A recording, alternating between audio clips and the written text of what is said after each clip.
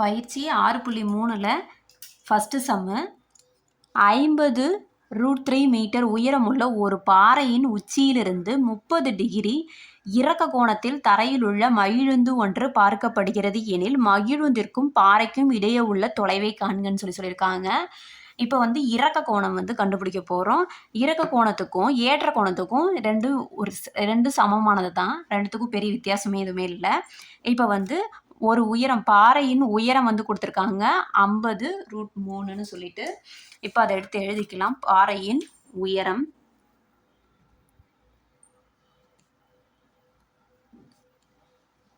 பாறையின் உயரம் 50√3 மீட்டர். உச்சியிலிருந்து 30 டிகிரி இறக்க கோணத்தில் மகிழுந்து ஒன்று பார்க்கப்படுகிறதுன்னு சொல்லியிருக்காங்க. இப்போ வந்து படம் வரைஞ்சிக்கலாம், இதுக்கு எப்படி வரையணும்னு சொல்லிட்டு. நான் வந்து செங்கோண முக்கோணம், இது ஃபுல்லாகவே செங்கோண முக்கோணம் தான் வரும்.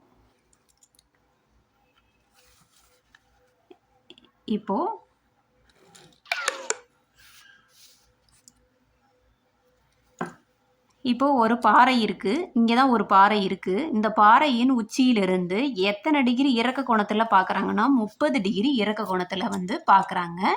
இப்போ அதுக்காக ஒரு லைன் நம்ம வரைஞ்சிக்கிறோம். இறக்க கோணங்கிறதால எக்ஸ்ட்ரா ஒரு லைன் வரும், அது வந்து இறங்கி போகிறதால 30 டிகிரி கோணத்தில் இது வந்து வருது.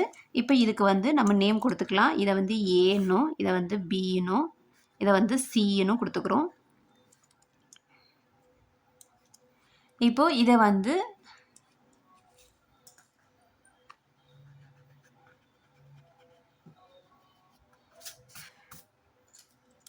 இது வந்து நம்ம ஏன்னு, இதை வந்து பின்னும், இதை வந்து சின்னும் கொடுத்துக்கலாம்.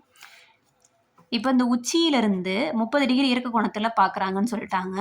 தரையில் உள்ள இதோடைய உயரம் என்ன சொல்லியிருக்காங்க?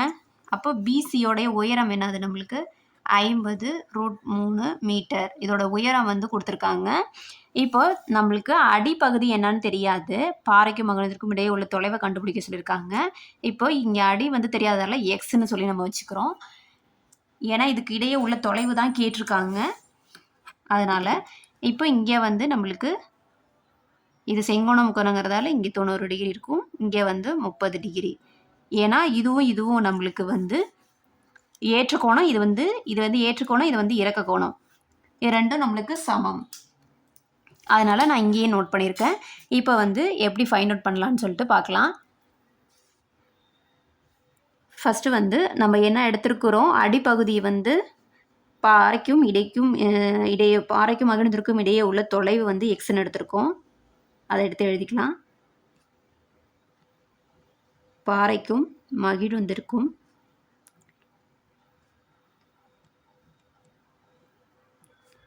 இடையே உள்ள தொலைவு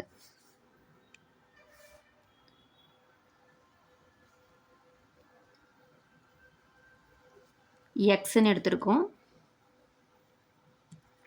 இப்போ நம்ம இது வந்து இறக்க கோணம் ஏற்ற கோணம் எல்லாம் ஒன்றுன்றதால நம்ம இப்போ என்ன எடுத்துக்க போகிறோம்னா, வலது பக்கம் முக்கோணம் அதே மாதிரி தான் வரும், பெருசாக எந்த வித்தியாசமும் இருக்காது.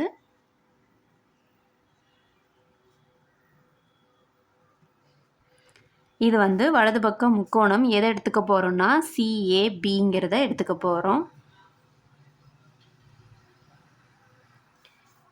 பியின் இறக்க கோணம்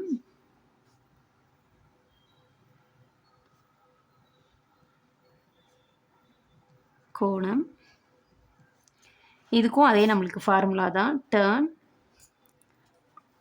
தீட்டா ஈக்குவல் டு எதிர்பக்கம் டிவைடு அடுத்துள்ள பக்கம். இப்போது நம்மளுக்கு தீட்டா இதோடைய வேல்யூ என்ன, 30 டிகிரி இறக்க கோணத்தில் தான் பார்க்குறாங்க. அப்போ 30 டிகிரி.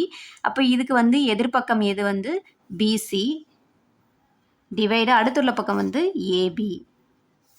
இதுதான் நம்மளுக்கு வந்து படத்தை வச்சு கொடுத்துருக்கிறத எழுதியாச்சு. இப்போ டர்ன் 30 டிகிரியோடைய வேல்யூ என்ன நம்மளுக்கு, நம்ம இது நிறைய தடவை இதே தான் பார்க்குறோம். டர்ன் 30 டிகிரிங்கிறது 1/√3. அப்போ அது இங்கே சப்ஸ்டிட் பண்ணிக்கலாம். 1/√3 ஈக்குவல் டு பிசிங்கிறது நம்மளுக்கு என்னன்னு தெரியும், 50 √3 மீட்டர் அதோடைய உயரம் வந்து கொடுத்துருக்கிறது. ஏபிங்கிறது எக்ஸ் தெரியாது நம்மளுக்கு. அதை வந்து தொலைவை தான் எக்ஸ்ன்னு எடுத்திருக்கோம். இப்போ இதை குறுக்கு பெருக்கல் பண்ணிக்கலாம். அப்போ இங்கே டிவைடில் இருக்கிறது மல்டிபிள் ஆகிடும், இங்கே டிவைடில் இருக்கிறது மல்டிபிளில் வந்துடும். 5 × √3 × √3ன்னு கிடைக்கும். √3 நம்ம எப்படி எழுதலாம்னா 3ன்னு சொல்லிட்டு எழுதலாம். இப்போ இதை வந்து பெருக்கும் போது எக்ஸ் ஈக்குவல் டு நம்மளுக்கு 150 மீட்டர்னு கிடைக்கும். அப்போ நம்மளுக்கு என்ன கேட்டிருக்காங்க, ஃபைண்ட் அவுட் பண்ண சொன்னாங்க. ரெண்டுத்துக்கும் மகிழுந்திற்கும் பாறைக்கும் இடையே உள்ள தொலைவு தான் கேட்டிருந்தாங்க. 150 மீட்டர்.